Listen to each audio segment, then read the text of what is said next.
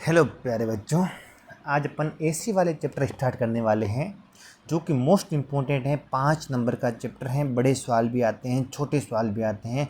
एक बार अपन समरी पढ़ लेते हैं और फिर अपन इसके सवाल करेंगे। प्रीवियस ईयर क्वेश्चन करेंगे, बीसीएस वाले क्वेश्चन करेंगे, स्काउटिंग मिशन वाले क्वेश्चन करेंगे। पहले एक बार इसके आप समरी पढ़ लो अच्छे से। समरी का पहला पॉइंट ये है आपके महत्वपूर्ण पॉइंट्स अच्छे से पढ़ना। पहला पॉइंट क्या है? ज्यावक्रीय प्रत्यावर्ती वोल्टता या धारा। अपन को पता है अपने कोर्स में जो एसी हैं वो केवल ज्यावक्रीय हैं। कैसी एसी हैं? केवल या तो मतलब ज्यावक्रीय मतलब होता है या तो साइन या कोसाइन टाइप की होगी, या तो साइन या किस टाइप की होगी? कोसाइन। ट्रायंगुलर वगैरह ऐसी को अपने कोर्स में नहीं है। ओनली कैसी होगी? साइनोसॉइडल ऐसी होगी। कैसी ऐसी होगी? साइनोसॉइडल यानी ज्यावक्रीय। धारा को निम्न समीकरणों के द्वारा व्यक्त करते हैं। देखो इसमें ये जो V और I का मान दिया हुआ, देखो ये V और I, इसको बोला जाता है प्रत्यावर्ती धारा या प्रत्यावर्ती वोल्टता का तात्क्षणिक मान। कौन सा मान बोला जाता है इसको? प्रत्यावर्ती धारा या प्रत्यावर्ती वोल्टता का कौन सा मान माना जाता है? तात्क्षणिक मान। आपको कोई एक प्रत्यावर्ती धारा या वोल्टता को मानना हो, क्या करना हो? किसी क्वेश्चन में अगर प्रत्यावर्ती धारा या वोल्टता को मानना हो तो हमेशा अपन प्रत्यावर्ती वोल्टता को मानते हैं Vm साइन ओमेगा टी और प्रत्यावर्ती धारा को मानते हैं Im sign omega T. Vm क्या होता है? प्रत्यावर्ती वोल्टता का सीकर मान। Im क्या होता है? प्रत्यावर्ती धारा का सीकर मान। ओमेगा क्या होती है बताओ? कोणीय आवृत्ति। कौन सी आवृत्ति होती है? कोणीय आवृत्ति। और आपको पता है कोणीय आवृत्ति और रेखीय आवृत्ति में संबंध होता है ओमेगा बराबर 2πf। क्या देगा? 2πf। सुनना अच्छे से। सवाल में आपको Vm का मान दे देगा। किसका मान दे देगा? Vm का। और कोणीय आवृत्ति नहीं देगा, रेखीय आवृत्ति f का मान दे देगा। और पूछेगा प्रत्यावर्ती वोल्टता का तात्क्षणिक मान याद करो, तो सुनना Vm की जगह Vm रखो और आप पहले रेखीय आवृत्ति से कोणीय आवृत्ति का मान निकालो और फिर इसमें अंदर रख दो V बराबर Vm साइन ओमेगा टी। आपका आंसर आ जाएगा। जिससे मैं आपको समझाता हूँ। होगा क्या? देखो अपन को पढ़ना है प्रत्यावर्ती वोल्टता और प्रत्यावर्ती धारा। कौन सी अपन को अपने एक तो पढ़ना है प्रत्यावर्ती मतलब एसी पढ़ना है। क्या पढ़ना अपन को? एसी मतलब प्रत्यावर्ती वोल्टता या धारा। क्या पढ़ना अपन को? प्रत्यावर्ती वोल्टता या अपन को क्या पढ़ना है? प्रत्यावर्ती धारा। इनके तात्क्षणिक मान, प्रत्यावर्ती वोल्टता का तात्क्षणिक मान होता है Vm sign omega T. Vm को बोला जाता है प्रत्यावर्ती वोल्टता का शिखर मान। कौन सा मान बोला जाता है? प्रत्यावर्ती वोल्टता का शिखर मान। ओमेगा को बोला जाता है कोणीय आवृत्ति। कौन सी आवृत्ति? कोणीय, जिसका मात्रक होता है रेडियन पर सेकंड। क्या होता है? रेडियन पर सेकंड। और कोणीय आवृत्ति और रेखीय आवृत्ति में संबंध होता है ओमेगा बराबर 2πf। इसको बोला जाता है रेखीय आवृत्ति, इसका मात्रक होता है हर्ट्ज। और इसको बोला जाता है कोणीय आवृत्ति, इसका मात्रक होता है रेडियन पर सेकंड। और किसी भी प्रत्यावर्ती वोल्टता का आवर्तकाल होता है 2π/ओमेगा, या फिर इसको बोला जाता है 1/f। ये चीज़ें मोस्ट इंपॉर्टेंट हैं, याद रखना। किसी भी प्रत्यावर्ती वोल्टता का तात्क्षणिक मान होता है Vm sign omega T. Vm को बोला जाता है शिखर मान। ओमेगा को बोला जाता है कोणीय आवृत्ति, जिसका मान होता है रेडियन पर सेकंड। ओमेगा और रेखीय आवृत्ति f में संबंध होता है ओमेगा बराबर 2πf। f को बोला जाता है रेखीय आवृत्ति, जिसका मात्रक होता है हर्ट्ज। और प्रत्यावर्ती वोल्टता का आवर्तकाल होता है 2π/ओमेगा, या होता है, देखो ओमेगा की जगह आप रख दो 2πf। 2π क्या हो जाएगा? कैंसिल। या क्या हो जाएगा? 1/f। और अगर इस प्रत्यावर्ती वोल्टता का मैं ग्राफ बनाऊँ, क्या बनाऊँ? ग्राफ। तो देखो ये आपकी अक्ष हो गई V अक्ष हो गई, ये आपकी हो गई टाइम वाली अक्ष। कौन सी अक्ष हो गई? टाइम। साइन का मान हमेशा 0 से स्टार्ट होता है। स्टार्ट कहाँ से होता है? 0 से, फिर अधिकतम पहुँचता है, फिर 0 होता है और फिर वापस कहाँ पहुँचता है? न्यूनतम। और ये इसका आवर्तकाल को मान बोलते हैं T। आधा आवर्तकाल कितना हो जाएगा? T/2। ये आवर्तकाल कितना हो जाएगा? T/4। ये आवर्तकाल कितना हो जाएगा? 3T/4। ये टाइम हो जाएगा 3T/4। ये टाइम हो जाएगा T/2। ये टाइम हो जाएगा T/4। और एक किसी भी प्रत्यावर्ती वोल्टता को एक चक्कर पूरा करने में लगना समय उसका आवर्तकाल कहलाता है। और इसकी मान कितना हो जाएगा? टी इक्वल टू 2 पाई/ओमेगा, या फिर इसको बोला जाता है 1/f। और इस प्रत्यावर्ती वोल्टता का अधिकतम मान कितना होता है Vm, और इस प्रत्यावर्ती वोल्टता का न्यूनतम मान कितना होता है -Vm। ये इसका ग्राफ होता है। ये क्या होता है? इसका ग्राफ होता है। अच्छे से ध्यान रखना, किसी भी आपको ये की चीज़ अपन के किसके साथ पढ़ते हैं? धारा के साथ। वोल्टता समझ लोगे तो धारा में कुछ मत करना, आई की जगह वी की जगह आई रख दो और वी एम की जगह आई एम कर दो, सेम चीज़। अपन बात करते हैं प्रत्यावर्ती वोल्टता। सबसे पहले बात करते हैं इसकी तात्क्षणिक मान। जब भी अपन को किसी प्रत्यावर्ती वोल्टता को मानना है तो अपन क्या मानेंगे? V बराबर V M sine omega T.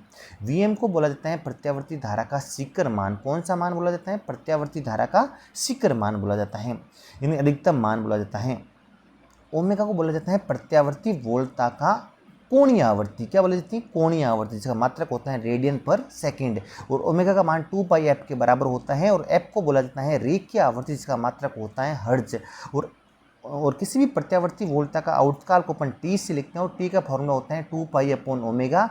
और ओमेगा की जगह 2 पाई/f रखूंगा तो 2 पाई से 2 पाई कैंसिल, और कितना हो जाएगा 1/f। आवर्तकाल का मात्रा क्या होता है? सेकंड होता है। ये किसी भी प्रत्यावर्ती वोल्टता का क्या होता है? ग्राफ होता है। ये इसका धनात्मक अर्धचक्र है, और ये कौन सा? ऋणात्मक अर्धचक्र। याद रखना, एक पूर्ण चक्कर में किसी भी प्रत्यावर्ती वोल्टता का औसत मान हमेशा कितना होता है? 0। सुनना अच्छे से, एक पूर्ण चक्कर में प्रत्यावर्ती वोल्टता का औसत मान क्या होता है? 0। जबकि आधे चक्कर में, धनात्मक अर्धचक्र में, कौन से चक्कर में? धनात्मक अर्धचक्र में प्रत्यावर्ती वोल्टता का औसत मान कितना होता है? तुम बताओ। तुम बोलोगे सर अपन को पता है, इसका मान होता है 2Vm/पाई। कितना होता है? 2Vm/पाई। और कोई पूछेगा ऋणात्मक अर्धचक्र में प्रत्यावर्ती वोल्टता का औसत मान कितना होता है? तुम क्या बोल दोगे? -2Vm/पाई। ये चीज़ भी इंपॉर्टेंट है। एक पूर्ण चक्कर में प्रत्यावर्ती वोल्टता का औसत मान होता है 0। धनात्मक अर्धचक्र में प्रत्यावर्ती वोल्टता का औसत मान होता है 2Vm/पाई। ऋणात्मक अर्धचक्र में प्रत्यावर्ती वोल्टता का औसत मान होता है -2Vm/पाई। और किसी भी प्रत्यावर्ती धारा का वर्गमाध्य मूल मान, कौन सा मान? वर्गमाध्य मूल मान होता है Vm/√2। कितना होता है? Vm/√2। ये मोस्ट इंपॉर्टेंट फॉर्मूला, ये क्या है? मोस्ट इंपॉर्टेंट फॉर्मूला है। और ये किसी पूर्ण चक्र में प्रत्यावर्ती वोल्टता का औसत मान कितना होता है? 0। धनात्मक अर्धचक्र में कितना होता है? 2Vm/पाई। ऋणात्मक अर्धचक्र में कितना होता है? -2Vm/पाई। तो ये आपको आना चाहिए। देखो सिंपल सा दिया हुआ है, ज्यावक्रीय प्रत्यावर्ती वोल्टता धारा को निम्न समीकरण द्वारा अपन निरूपित करते हैं। बिल्कुल निरूपित करते हैं। ये क्या है? तुम बोलोगे सर ये तो इसका मान है। कौन सा मान हो जाएगा? V बराबर Vm/sin ओमेगा टी। क्या होता है? तात्क्षणिक मान। कौन सा मान होता है? तात्क्षणिक मान होता है। कौन सा मान होता है? तात्क्षणिक मान। और प्रत्यावर्ती धारा का तात्क्षणिक मान कितना हो जाएगा? I बराबर Im/sin ओमेगा टी। प्रत्यावर्ती धारा का एक संपूर्ण चक्कर में औसत मान सदैव कितना होता है? 0 होता है। और धनात्मक और ऋणात्मक अर्धचक्र में औसत मान कितना होता है? धनात्मक अर्धचक्र में होता है 2Im/पाई, और ऋणात्मक अर्धचक्र में होता है -2Im/पाई, जिसका मान कितना होता है? 0.637 Im। ये इंपॉर्टेंट है, मैं आपको लिखा चुका हूँ। मैंने ये भी लिखा चुका हूँ। इसको अपन ऐसे भी लिख सकते हैं, +-63.7% ऑफ Im। यानी औसत मान Im का कितना परसेंटेज होता है? 63.7% होता है। या इसको अपन लिख सकते हैं 0.637 इंटू Im, या इसको लिख सकते हैं +-2Im/Im। अगली चीज़ क्या है? प्रत्यावर्ती धारा या वोल्टता का कौन सा मान पूछ रहे हैं? वर्गमाध्य मूल मान। कौन सा मान पूछ रहे हैं? वर्गमाध्य मूल मान। ये इंपॉर्टेंट। वर्गमाध्य मूल मान को प्रभावी मान भी बोलते हैं और आभासी मान भी बोलते हैं। कौन कौन से मान बोलते हैं? प्रभावी और आभासी। इसका मान होता है Im/√2, और 1/√2 की वैल्यू होती है 0.707 होती हैं। मैंने ये भी लिखा था, इसको अपन ऐसे भी लिख सकते हैं 70.7% ऑफ Im। और किसी भी धारा का वर्गमाध्य मूल मान उसके शिखर मान का कितना परसेंटेज होता है? 70.7% होता है। इसके बारे में अपन बात कर चुके हैं। अगली चीज़ मैं आपको थोड़ा इधर समझाता हूँ, फिर यहाँ आते हैं। अगली चीज़ में फिर अपन ने कुछ परिपथ पढ़े थे। क्या पढ़े थे? परिपथ। पहला परिपथ अपन ने पढ़ा था प्योर आर परिपथ। क्या? एक शुद्ध आर परिपथ। कौन सा परिपथ पढ़ा था शुद्ध आर। आपको पता है शुद्ध आर परिपथ की प्रतिबाधा का मान कितना होता है आर, प्रतिबाधा का मान कितना होता है आर। और वोल्टेज और धारा के मध्य कलांतर कितना होता है 0 डिग्री। वोल्टेज और धारा एक समान कला में होती हैं, आपको सब पता है, ये मैंने पढ़ा चुका हूँ। वोल्टेज और धारा क्या होती हैं समान कला में होती हैं। कैसी कला में होती हैं समान कला में होती हैं। समान कला में हो जाए इसकी शक्ति गुणांक का मान कितना हो जाएगा कोस 0 का मान कितना होता है 1, मतलब इसका शक्ति गुणांक का मान कितना हो गया 1 हो गया। शक्ति गुणांक का मान कितना हो जाएगा 1 हो जाएगा।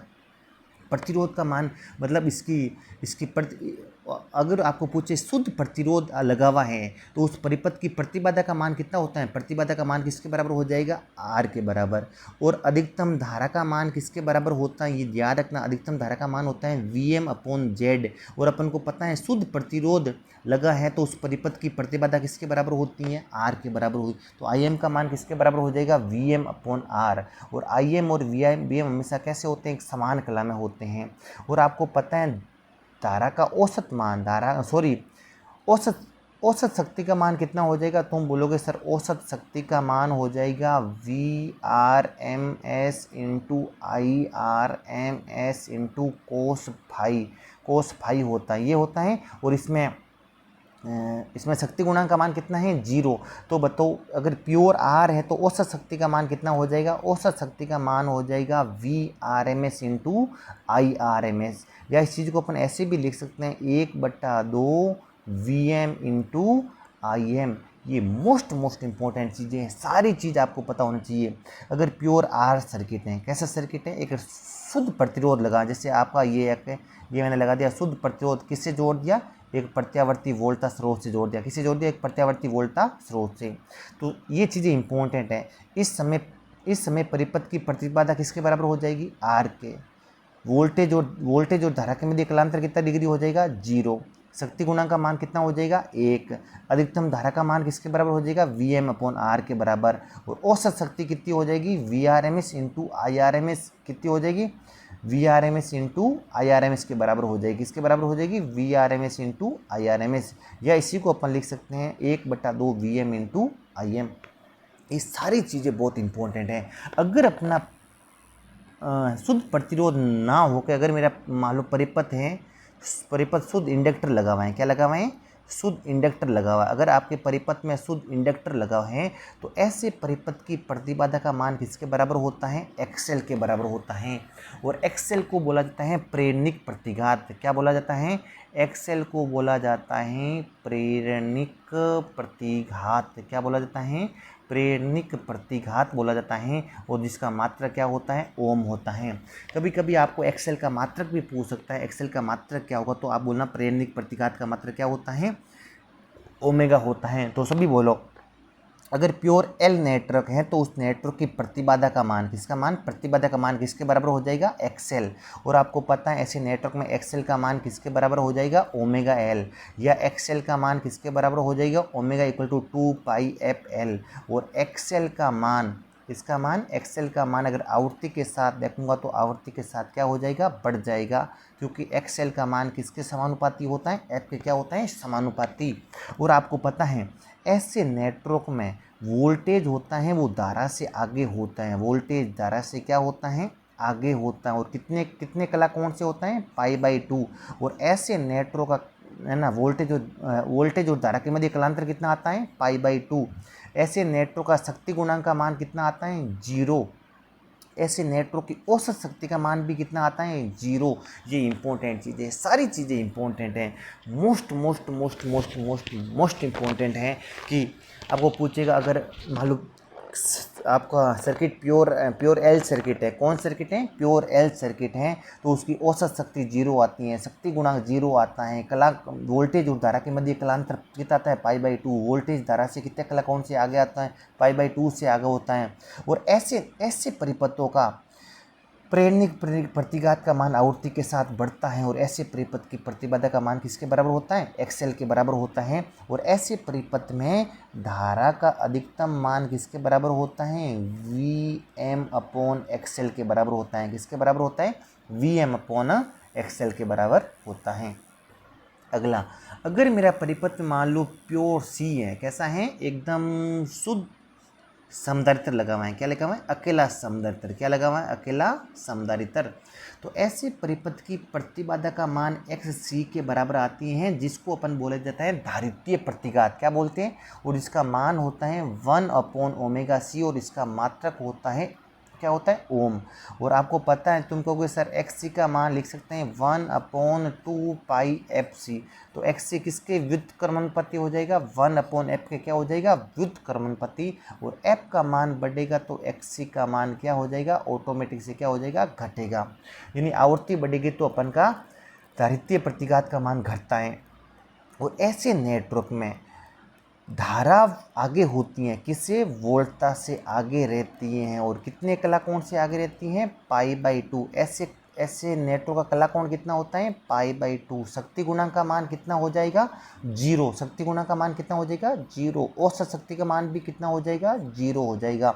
और ऐसे नेटवर्क में धारा का अधिकतम मान कितना हो जाएगा? Vm/Z फॉर्मूला होता है। Z का मान किसके बराबर है?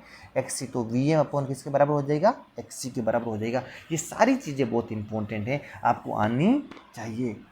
इतनी चीज़ें आपको आनी चाहिए। तो देखो इसमें सेकंड पॉइंट क्या दे रखा है, ये इंपॉर्टेंट। देखो फर्स्ट पॉइंट अपने पढ़ लिया था, सेकंड पढ़ लिया था, तीसरा पढ़ लिया था। अब अपना पॉइंट है फोर्थ पॉइंट। कौन सा पॉइंट है? फोर्थ पॉइंट है।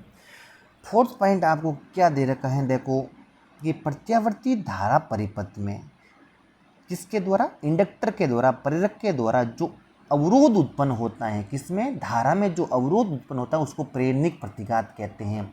ये इंपॉर्टेंट परिभाषा ही परिभाषा आपको पूछी जाती है कि प्रेरणिक प्रतिघात होता क्या है।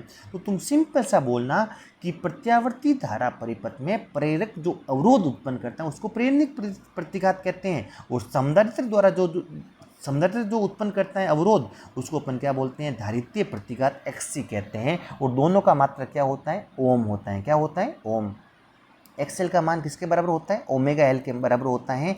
और क्या ओमेगा की जगह मैंने कितना रख दिया? 2πf। और XC का मान किसके बराबर होता है? 1/ωc या 1/2πfc के बराबर होता है। आगे और नेटवर्क दे रखे हैं, RL नेटवर्क दे रखा है, RC नेटवर्क दे रखा है और RLC नेटवर्क दे रहा है। इनके बारे में भी थोड़ा थोड़ा अपन बेसिक समझ लेते हैं। 3 नेटवर्क और आते हैं, घबराना मत। अपन ने RLC पढ़ रखा है तो आपको RL आता है। अगर आपको RLC आता है तो RL कुछ है ही नहीं। ये देखो, ये मान लो RL नेटवर्क है। कैसा नेटवर्क है? एक रजिस्टर जुड़ा हुआ है और एक क्या जुड़ा हुआ है? इंडक्टर जुड़ा हुआ है। और एक किससे जुड़े हुए? AC स्रोत से। किससे जुड़े हुए? AC स्रोत से।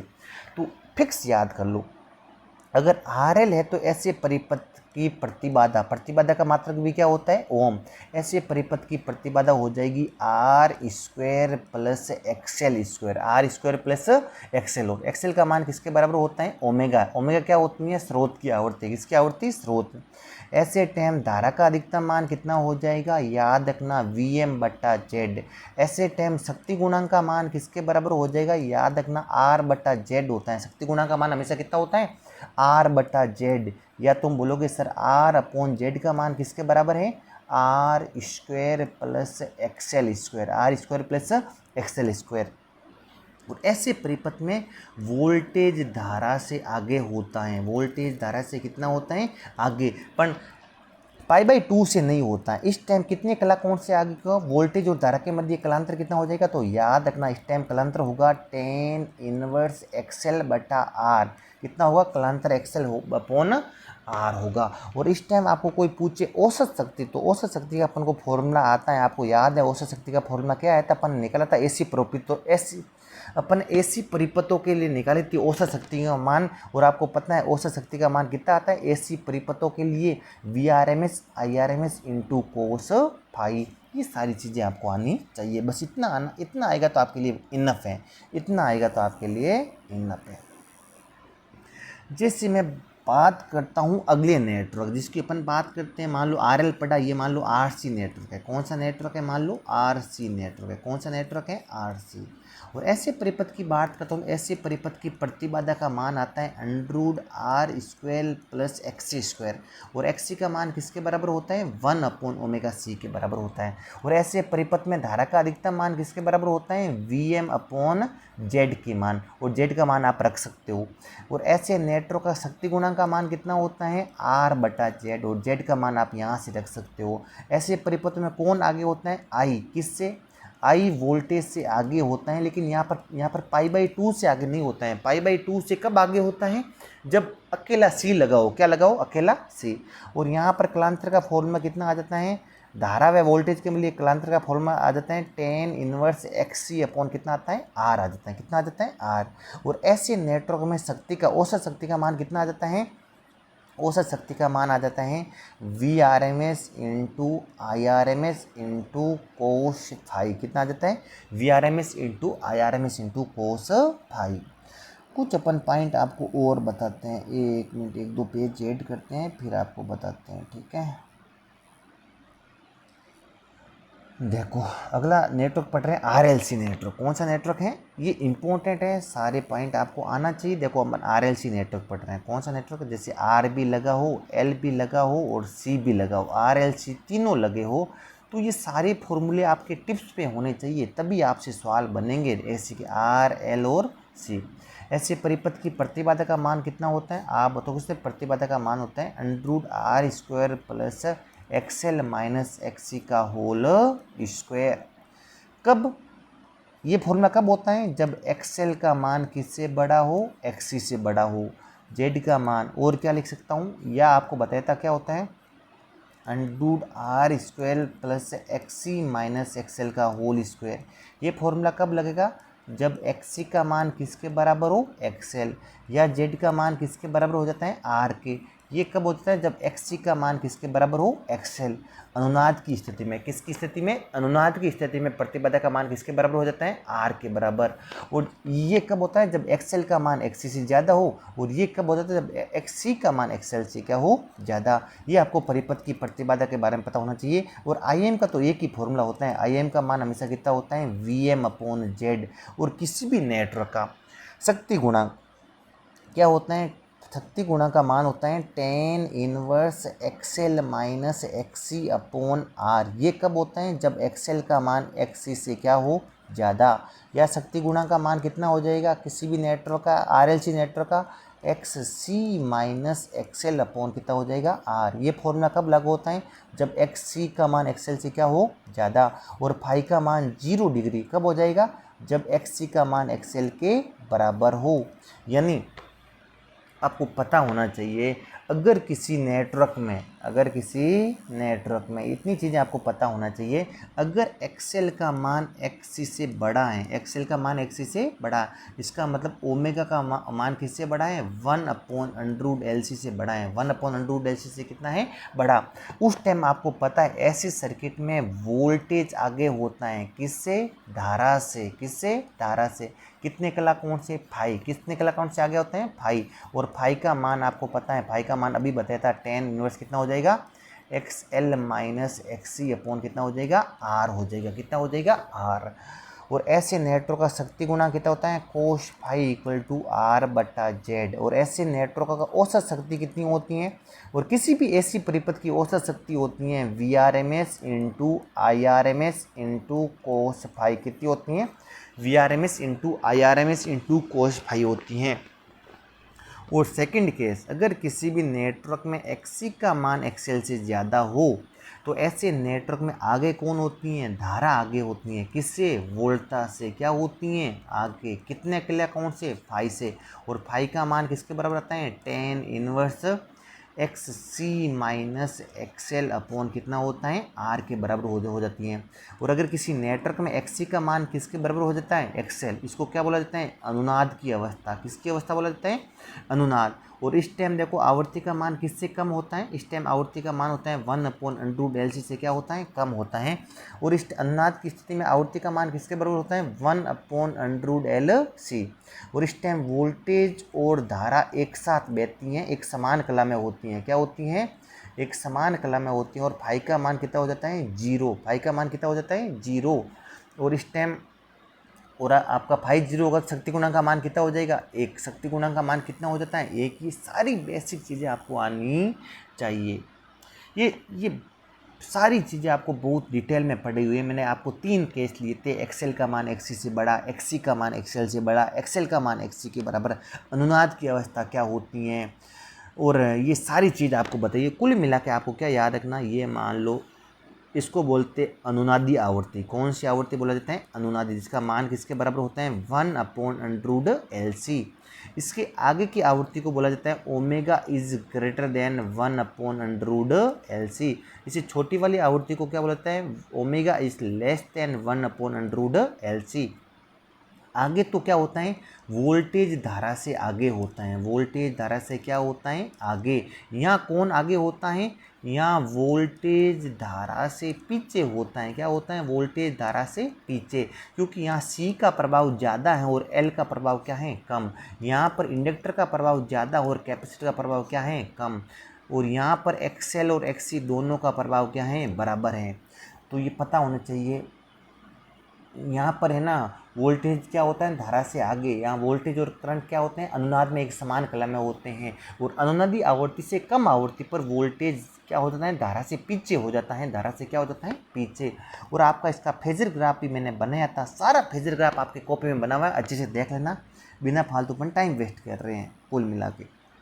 जैसे ये इम्पोर्टेंट है। अगला देखो, ये देखो RL सर्किट, RC सर्किट और LCR कौन से परिपथ? श्रेणी परिपथ में उत्पन्न अवरोध। अवरोध की प्रतिबाधा, प्रतिबाधा को किस लिखते हैं? Z। और प्रतिबाधा का मात्रा क्या होता है? ओम। क्या होता है? ओम।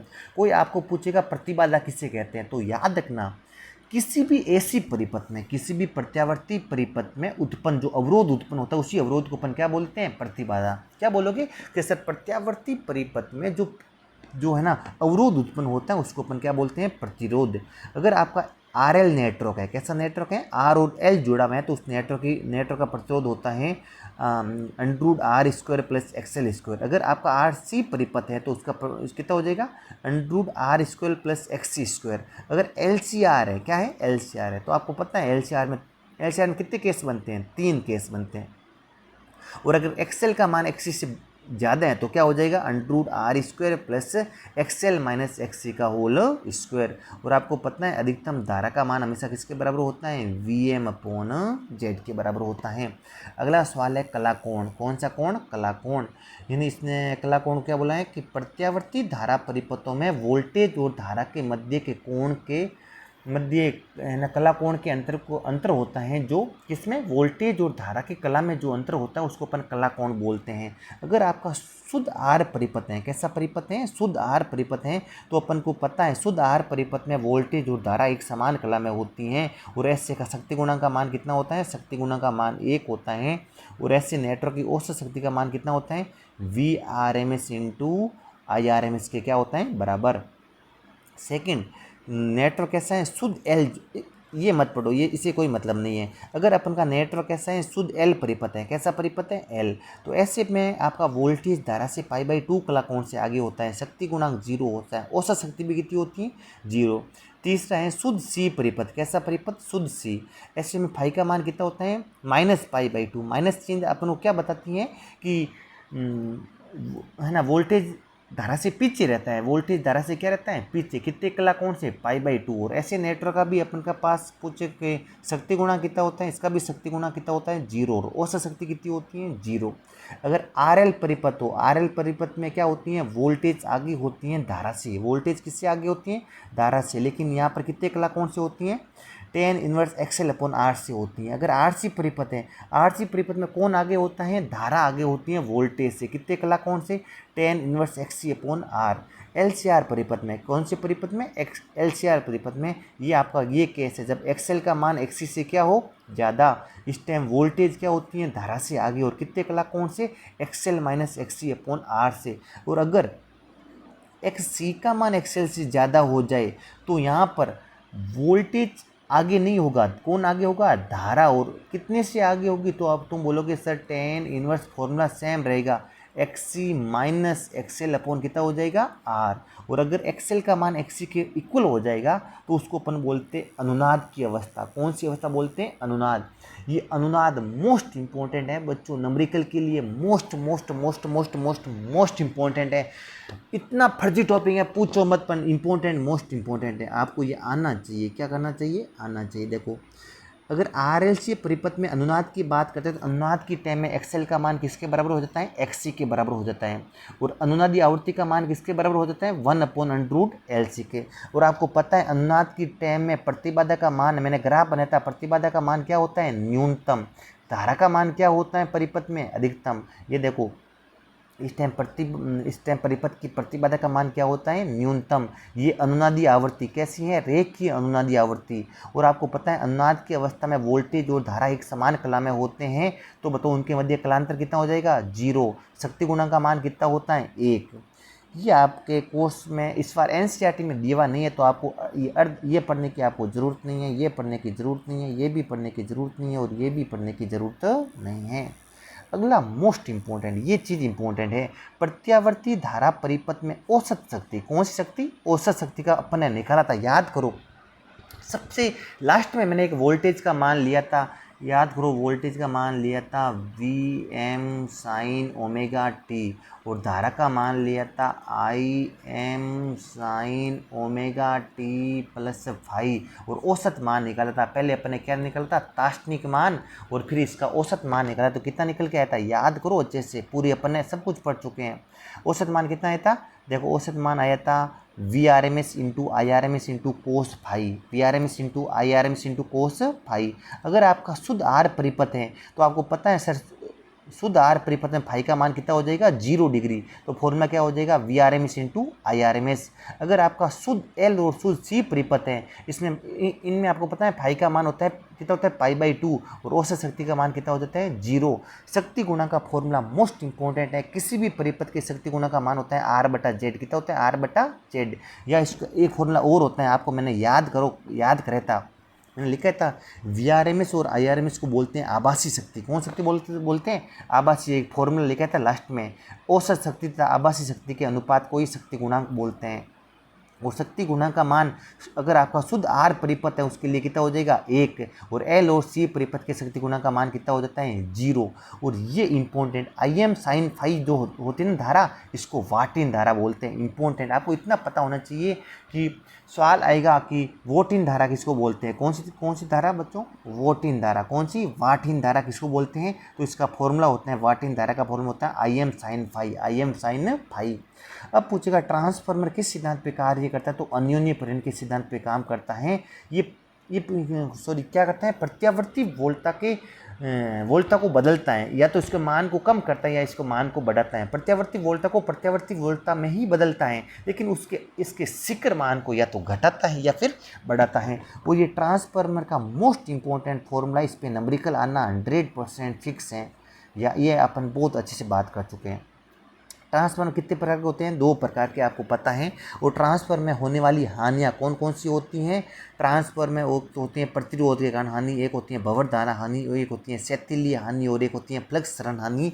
ये सारी हानियाँ आपको पता होनी चाहिए, ये सारी हानियाँ क्यों होती हैं और इन सारी हानियाँ को कम करने के क्या क्या उपाय हैं, मोस्ट इंपॉर्टेंट है, आपको पढ़ के जाना है। बहुत इजी चैप्टर है, बहुत फर्जी चैप्टर है, जो इसके अंदर फॉर्मूले लिखे हुए हैं, एक बार अच्छे से देख लेना, फिर आपको कोई डाउट आने की कोई गुंजाइश नहीं है।